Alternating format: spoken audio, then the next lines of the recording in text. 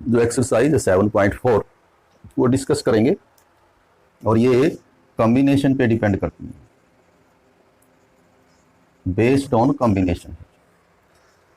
इस चैप्टर में दो ही वर्ड जो है वो लिखे हुए हैं, जो नाम है चैप्टर का परम्यूटेशन,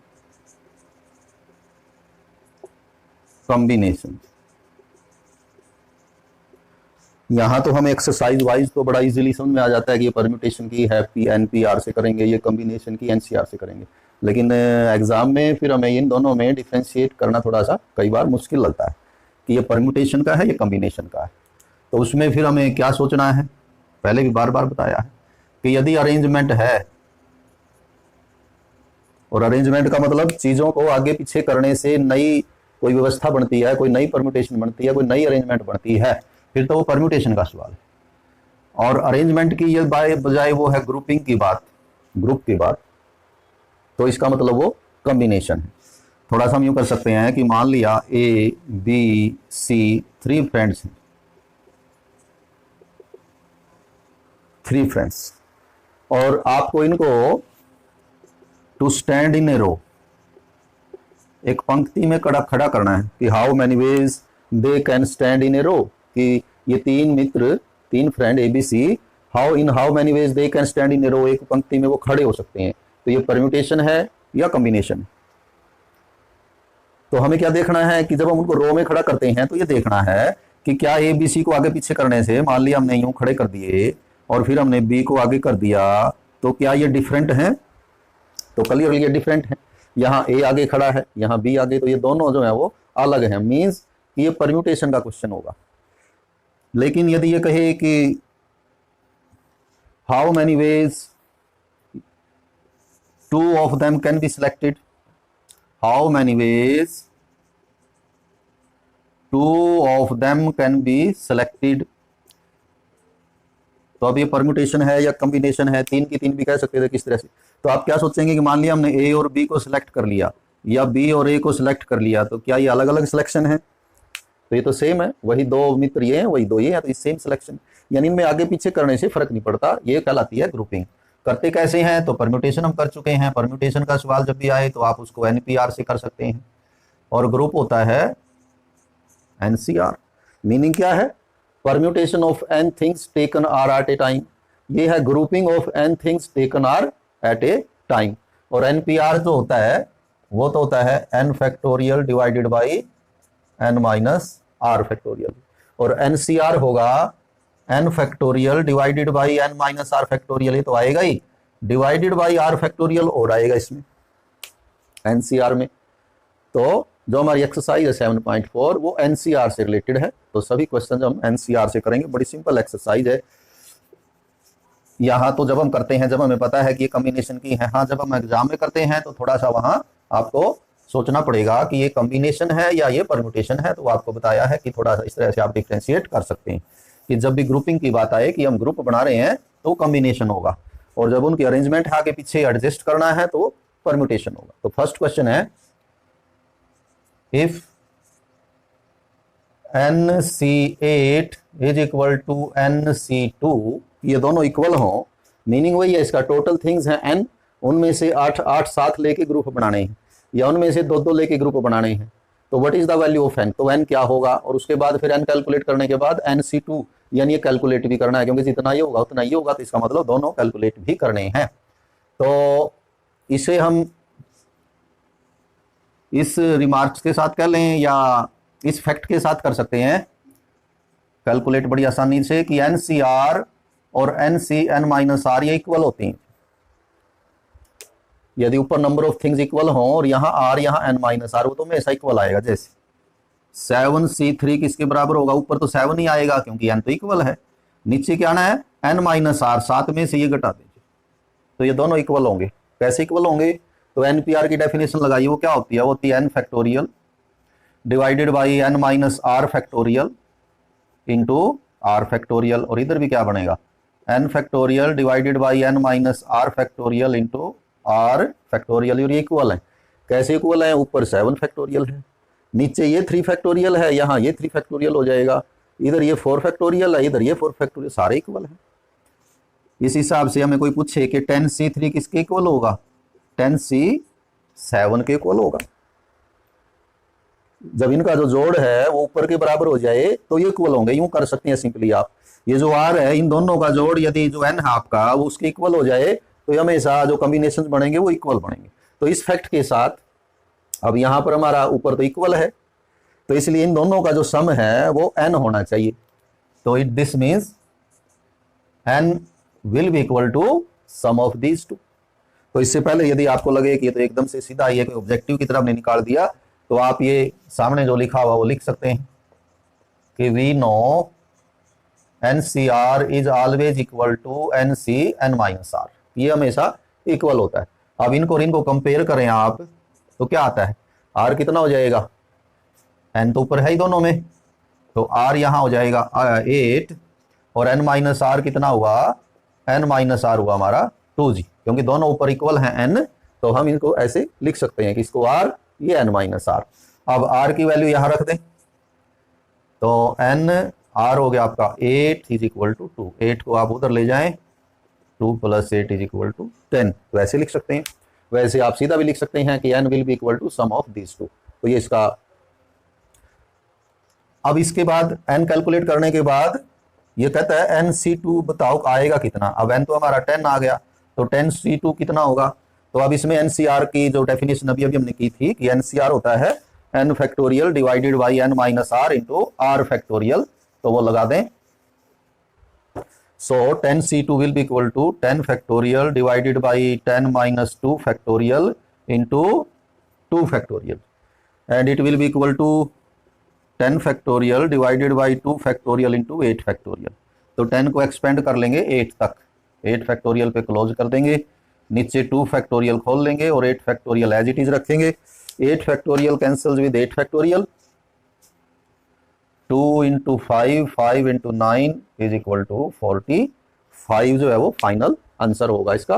तो दो आंसर हैं कि n की वैल्यू 10 होगी और NC2 जो है वो 45 होगा और NC8 भी 45 ही होगा क्योंकि इक्वल है ये दोनों। तो अब है नेक्स्ट क्वेश्चन है सेकंड, उसके दो पार्ट हैं।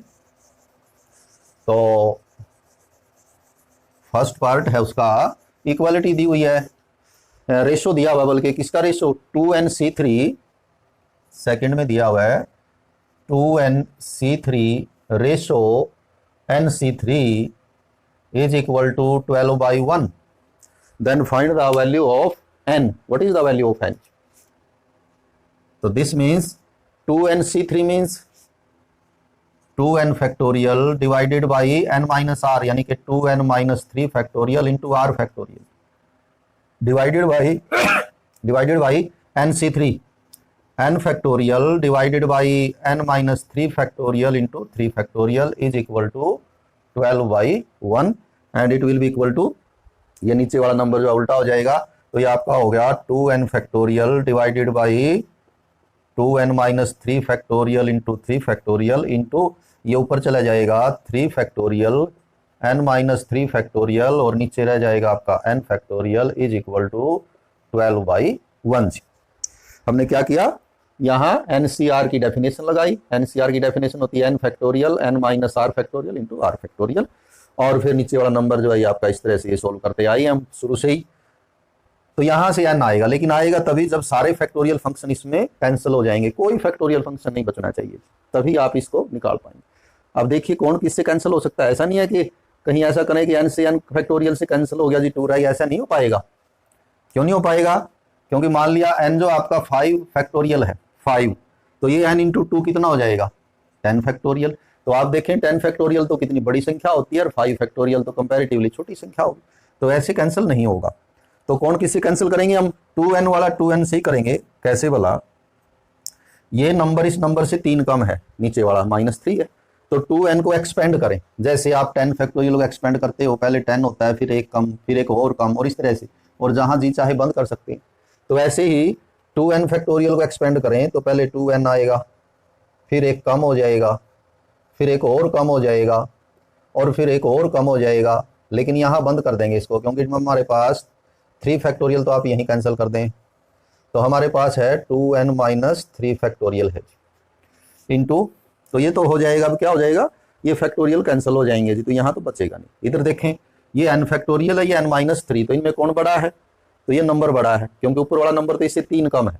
तो ये नंबर तो आप ऐसे ही लिखेंगे, इसको एक्सपेंड करेंगे तो सबसे पहले तो ये खुद आएगा, फिर एक कम आएगा, फिर एक और कम आएगा, फिर एक और कम आएगा n-3, और यहाँ क्लोज कर देंगे और इधर हो जाएगा 12/1। तो ये फैक्टोरियल फंक्शन तो इस तरह से आपके कैंसिल हो जाएंगे। बाकी जो बचेगा, अब इनके फैक्टोरियल नहीं है, अब इनको कैंसिल भी कर सकते हैं आप, कॉमन वगैरह लेना चाहिए वो भी ले सकते हैं। यहाँ कॉमन नहीं ले सकते जब तक फैक्टोरियल है। अब इन पे फैक्टोरियल नहीं है तो आप इनको एक तरह से अलग अलग भी मान सकते हैं कि जैसे 2 अलग है, n अलग है, 2n-1 ये फैक्टर अलग है, इसमें से आप 2 कॉमन ले लेंगे तो अंदर बचेगा n-1, दोनों में से 2 कॉमन ले लें तो ऊपर और कोई नंबर नहीं बचता। नीचे ये बचे हुए हैं, n बचा हुआ है, n-1 है, n-2 है, और उधर है 12/1। और अब इनमें किसी भी कोई फैक्टोरियल वगैरह नहीं है, तो जो जिससे कैंसिल हो सकता है वो आप कर सकते हैं। n से n कैंसिल होता है, n-1 से n-1 भी कैंसिल होता है। बाकी जो बचता है उसको क्रॉस मल्टीप्लाई आर पार गुणा कर लें, क्या बचता है? इधर तो 2 × 2 यानी कि 4, 2n-1 बचेगा, नीचे n-2 बचता है, और इधर बचता है 12/1। क्रॉस मल्टीप्लाई करें तो ये हो जाएगा 4 दूनी 12 एकम 12, तो ये हो जाएगा 12n यानी कि 12n-24, और इधर इससे मल्टीप्लाई करेंगे 1 से और 4 को अंदर करेंगे तो ये हो जाएगा 8n-4 एकम 4। 8n इधर लेके आओगे आप 4n बच जाएंगे, और 24 को उधर ले जाओगे तो 20 बचेगा, 4 उधर ले जाएंगे तो 20, और हमारा आंसर आ जाएगा कि n = 5 जी। यहाँ जो n है वो 5 है जी, 5c3 और ये 10c3 इस तरह से। तो अच्छा क्वेश्चन है ये। इसका सेकंड पार्ट देखते हैं, बिल्कुल इन्हीं टर्म्स पे है वो। वैसे तो वो आप कर सकते हैं क्योंकि उसमें ये तो बिल्कुल सेम है, इधर फर्क है सिर्फ। और क्या फर्क है? ये इधर फर्क ये है इसमें कि ये 11/1 है, बाकी कोई अंतर नहीं रहेगा इसमें, कि इधर ये 11/1 है और इसका इफेक्ट जो है वो कहाँ आके पड़ेगा? इस तरह से 11/1 करते करते इसका इफेक्ट यहाँ आप जब क्रॉस मल्टीप्लाई करेंगे हम तब पड़ेगा, यानी कि ये लास्ट वाली कैलकुलेशन सिर्फ नहीं आएगी हमारी, बाकी सारा वही रहेगा क्योंकि बाकी तो है ही सेम। तो इधर 11 से करेंगे तो ये बनेगा 11n - 11 × 2 यानी 20 × 22, और उधर तो यही आएगा 8n - 4 एकम 4, और उधर आके ये +4 हो जाएगा जी। नहीं, -4 ही रहेगा, क्रॉस मल्टीप्लाई किया फिलहाल तो हमने। अब 8n इधर ले आएंगे तो हम 3n बचेंगे, और 22 को उधर ले जाएंगे तो जोड़ के हो जाएंगे, और 4 घटा के तो 18 बचेगा, और यहाँ से जो n है वो आपका 18/3 यानी कि 6 आ जाएगा। तो दोनों ही पार्ट बिल्कुल सेम है, बिल्कुल सेम, सिर्फ इधर रेशो में फर्क है, और वो फर्क जो है लास्ट में जब क्रॉस मल्टीप्लाई आप करेंगे तो वहां जाके पड़ेगा। तो ये आपका सेकंड के जो 2 पार्ट हैं वो किए हमने। वैसे ये एग्जाम के पॉइंट ऑफ व्यू से अच्छा क्वेश्चन है सेकंड वाला आपका, अक्सर इसी तरह के क्वेश्चन जो एग्जाम में आते हैं। थर्ड ऑनवर्ड तो बिल्कुल एक एक लाइन के सवाल हैं इस एक्सरसाइज में, बाकी जो भी सम जितने आपके बच गए सभी सिंगल लाइन के क्वेश्चन हैं। आपको सिर्फ ये देखना है कि टोटल कितने हैं, टोटल नंबर ऑफ आइटम्स यानी कि n आपको देखना है, एट ए टाइम कितने लेने हैं, यानी जो r होता है कि उनमें से हमें कितने लेने हैं एट ए टाइम, वो आपको अलग देखना है, उसको हम r बोल लेंगे।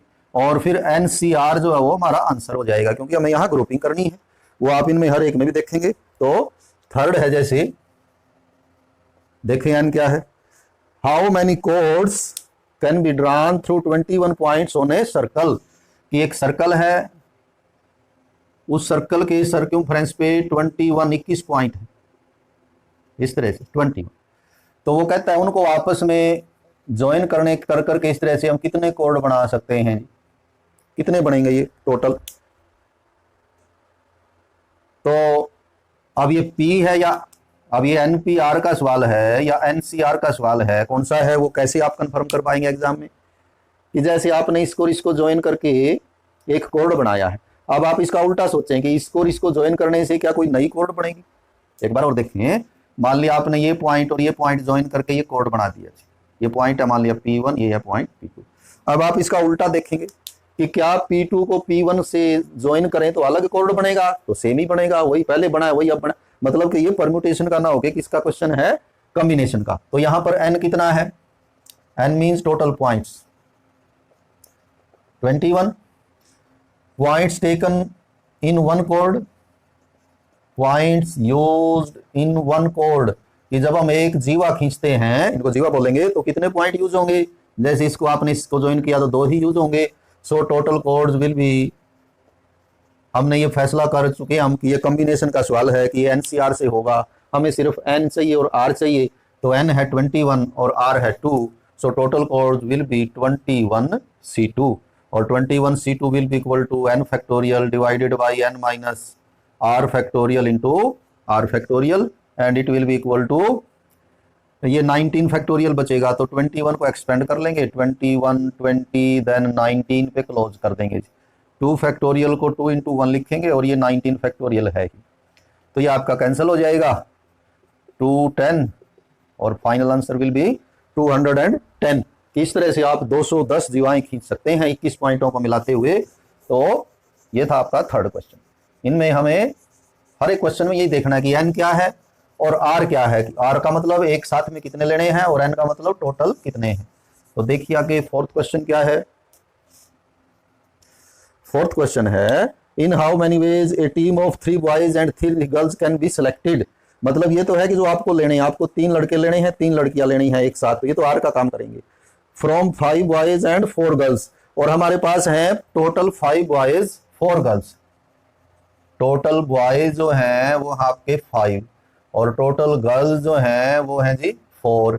बॉयज टू बी सिलेक्टेड, कितने बॉयज सिलेक्ट करने हैं, बॉयज 3 सिलेक्ट करने हैं, और girls to be selected again 3। So total selections, कितनी तरह से आप ये सिलेक्ट कर सकते हैं, total selections will be equal to, तो यहां पर क्योंकि ये 2 इवेंट अलग अलग हैं, क्योंकि बॉयज में से ही बॉयज सिलेक्ट होंगे, गर्ल्स में से गर्ल, तो हम इनको 9 नहीं मान सकते, 9 नहीं हो सकता, ये बॉयज बॉयज ही रहेंगे, उन्हीं में से 3 बॉयज चूज करने हैं, गर्ल्स। तो इसका मतलब ये एफपीसी यूज हो जाएगी इसमें, आपकी फंडामेंटल प्रिंसिपल ऑफ काउंटिंग, यानी ये 2 इवेंट होगी एक तरह से। एक इवेंट तो हुई बॉयज में से बॉयज चूज करना, एक हुई गर्ल्स में से गर्ल्स चूज करना, दोनों को मल्टीप्लाई कर देंगे। तो बॉयज चुनने के तरीके क्या हुआ, 5C3, 5 में से 3 इंटू, ये गुणा कहां से आई, एफपीसी कहती है कि गुणा होता है ऐसे ऐसे, गर्ल्स क्या होगा 4C3, यानी कि 2 इवेंट का यहाँ प्रोडक्ट हो जाएगा। बॉयज में से बॉयज, 3 बॉयज लेने हैं, टोटल 5 हैं, गर्ल्स भी 3 लेनी है, टोटल 4 हैं। तो ये देख लें कितना आता है, तो ये आंसर हो जाएगा 5 factorial divided by 5 minus 3 factorial into 3 factorial, और ये 4 factorial 4 minus 3 factorial into 3 factorial means 5 factorial, 3 factorial, और ये हो गया आपका 2 factorial, 4 factorial, 3 factorial, 4 minus 3 1 factorial. इस 5 को 3 तक ले आएं, 5 4 3, 3 फैक्टोरियल ऐसे ही रखें, 2 फैक्टोरियल को 1 तक ले आएं, एक्सपेंड करके 4 को 3 तक एक्सपेंड कर लें, 4 इंटू 3, 3 फैक्टोरियल, और 1 फैक्टोरियल होता है 1 जी। तो आपके ये फैक्टोरियल कैंसिल हो जाएंगे, यानी सबसे पहले आपको फैक्टोरियल ही, इस पूरी एक्सरसाइज जितनी भी है ये या पूरा चैप्टर है, पहले फैक्टोरियल फंक्शन कैंसिल होने हैं, बाकी जो नंबर बचेंगे, अब क्या बचा 5 4 4 और नीचे 2, तो 2 से तो वैसे 4 हम कैंसिल भी कर सकते हैं, 5 इंटू 10, 10 इंटू 4, यानी कि ये चूज करने के 40 तरीके बनेंगे। 5 लड़के 4 लड़कियां, उनमें से 3 चूज करने हैं, तो आप 40 तरह से डिफरेंट मेथड से चूज कर सकते हैं। तो वैसे तो आगे जो बाकी एक्सरसाइज आपकी बची हुई है, ये बड़े आराम से आप लोग इस तरह से इसको कर सकते हैं, क्योंकि हर एक में हमें यही करना है, बस एन और आर देखनी है, और एनसीआर जो है वो यूज कर लेना है। चलिए एक आध क्वेश्चन और फिर कर लेते हैं। मान लिया हम 5th क्वेश्चन करना चाहें, 5वां, उसमें देखें टोटल कितने हैं, number of ways of selecting 9 balls from, 9 ball select करनी है, कैसे कैसे, 6 रेड हैं, 5 वाइट हैं, 3 ब्लू हैं, और 3 बॉल्स ऑफ ईच कलर। ये जो 9 सिलेक्ट करनी है उसमें 3 रंग की 3 होनी चाहिए, यानी कि 3 रेड होनी चाहिए, 3 वाइट होनी चाहिए, और 3 ब्लू होनी चाहिए। तो बिल्कुल ऐसा ही होगा जैसे अभी किया हमने, कि टोटल रेड बॉल्स कितनी हैं,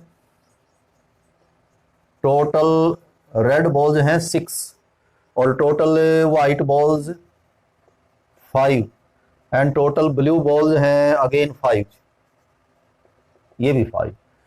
red balls to be selected, red balls to be selected 3, white balls to be selected 3, blue balls to be selected 3. तो 3-3 करके 9 जो है वो 9 balls are to be chosen. So total number of ways कितनी तरह से चूज कर सकते हैं? Total number of ways. Again it is a case of fundamental principle of counting. FPC इसमें यूज होगा जी. क्यों? रेड से रेड चूज करेंगे, व्हाइट से व्हाइट और ब्लू से ब्लू. अब रेड में क्या है, 6 है, 3 लेनी है, तो ये 6C3 होगा इंटू 5C3 होगा और इंटू 5C3. तो इसको यदि हम कैलकुलेट कर देंगे तो आंसर आ जाएगा. अब 6C3 क्या होता है? n factorial divided by n minus R factorial into R factorial. Same way 5 factorial 5 minus 3 factorial into 3 factorial. तो और इस तरह से फिर ये हम फैक्टोरियल फंक्शन कैंसिल कर देंगे.